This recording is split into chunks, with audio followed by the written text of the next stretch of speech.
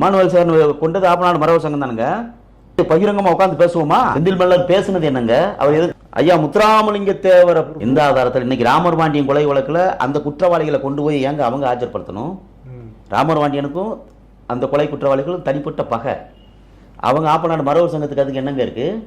அப்ப 100 ஆண்டு காலத்திற்கு முன்பாக இவங்களோட மனநிலை எவ்வளவு மோசமா, எவ்வளவு காட்டு மிராண்டி கூட்டமா இவங்க இருந்து ஐயா இம்மானுவல் சேகரன் அவர்களை இழிவுபடுத்தும் விதமா தொடர்ந்து செயல்பட்டு வர கையாளர்களை கண்டிச்சு பரமக்குடி மற்றும் முதுகுளத்தூர் பகுதிகளில் தொடர் போராட்டம் நடந்துகிட்டு இருக்கு.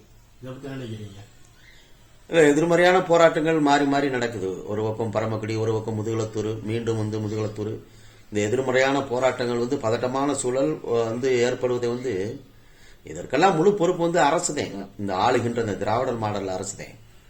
ஏன்னா தொடர்ந்து ஒரு ஒட்டுமொத்த சமூகத்தினுடைய அடையாளமும் தமிழர்களுடைய அடையாளமாக இருக்கக்கூடிய ஐயா இம்மானுவேல் சேகரன் அவர்களை தொடர்ந்து இழிவுபடுத்தி பேசும் பொழுதும் அவருக்கான அரசு மரியாதை சம்பந்தப்பட்ட அரசு விழா சம்பந்தப்பட்ட விடயங்களில் குறுக்கிட்டு உயர்நீதிமன்றம் வரை சென்று அதை தடை செய்யணும், அவருக்கு மணிமண்டபம் கட்டக்கூடாதுன்னு இது போன்ற ஒரு கீழ்த்தரமான செயலை செய்யும் போதெல்லாம் அரசு உரிய நடவடிக்கை எடுத்திருக்கணும்.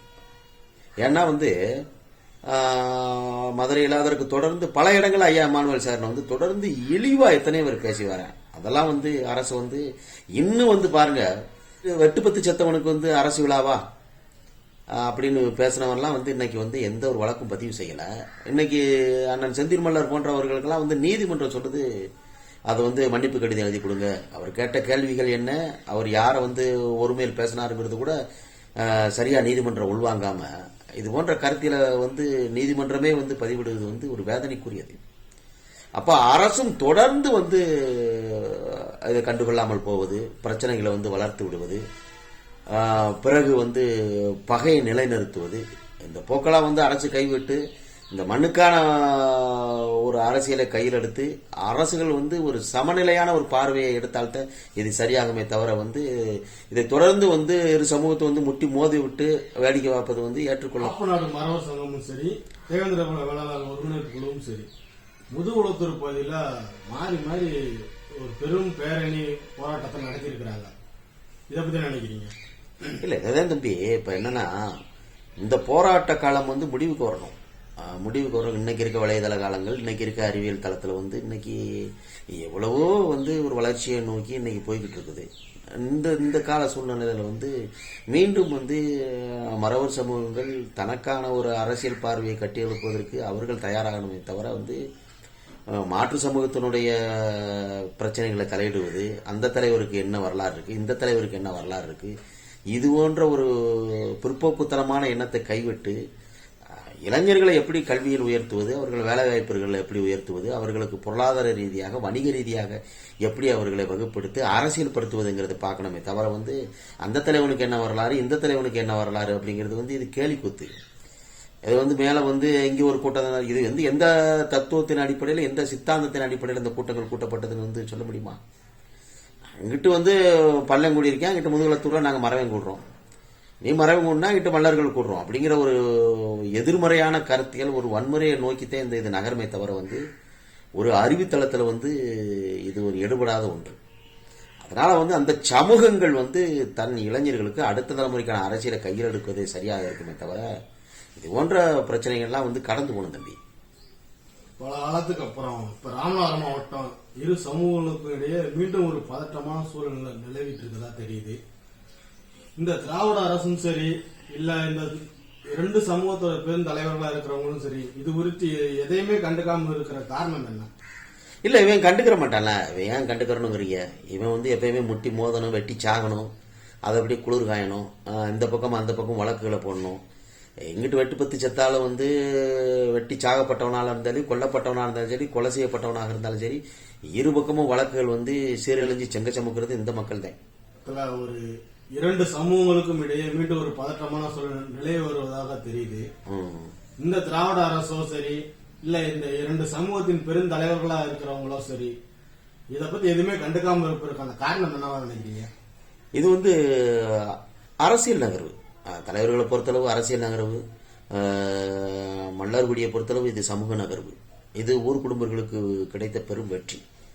அப்ப இதுல நம்ம அந்த முதுகுளத்தூரில் அமைப்பு கடந்து அரசியல் கடந்து இந்த சமூகம் ஒன்று சேர்ந்து 10,000த்திற்கும் மேற்பட்ட மக்கள் வந்து அதை முற்றுகையிட்டு தன் சமூகத்திற்கான தலைவன் மீது அவதூறு பரப்புபவர்களை வந்து கைது செய்ய வேண்டும் என்ற முழக்கம் விண்ணை பிளந்தது.